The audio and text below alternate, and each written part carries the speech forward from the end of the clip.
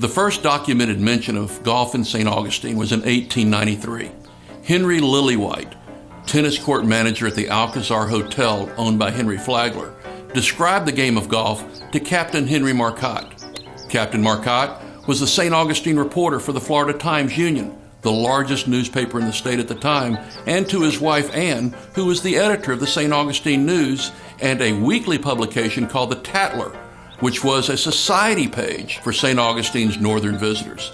It was Mrs. Marcotte who sounded the call for a new golf club in St. Augustine.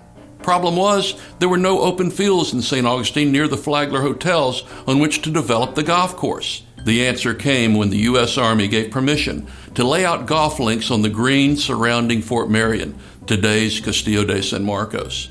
The course opened February 27, 1895.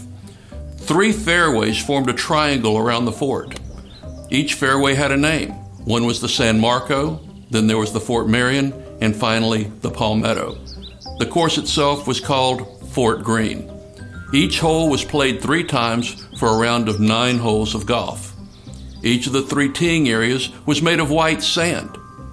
The total length of the course was approximately 1,900 yards, the approximate length of what today would be a 9-hole par 3 course if played from the ladies' tee. Although historically the moat around the fort had been a dry moat, it was filled with water during the golf course years. Unfortunately, this undermined the foundation of the fort and caused significant cracks and other damage to the structure. The ground around the fort was also built on a slant called a glacis. The glacis was a line of defense for the fort put in by the Spanish during the first Spanish period in St. Augustine.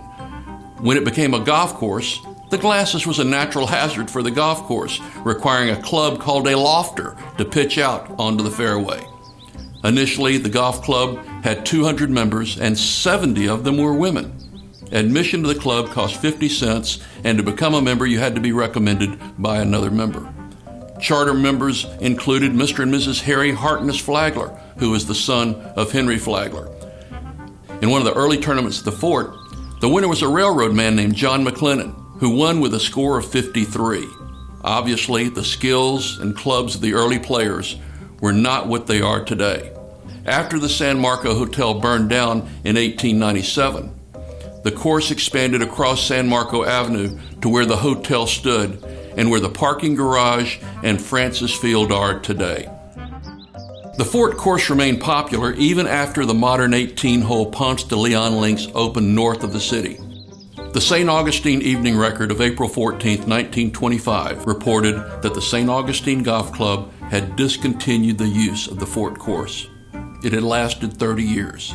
The course was not making enough money, and too many tourists to the fort were walking in the area of the course.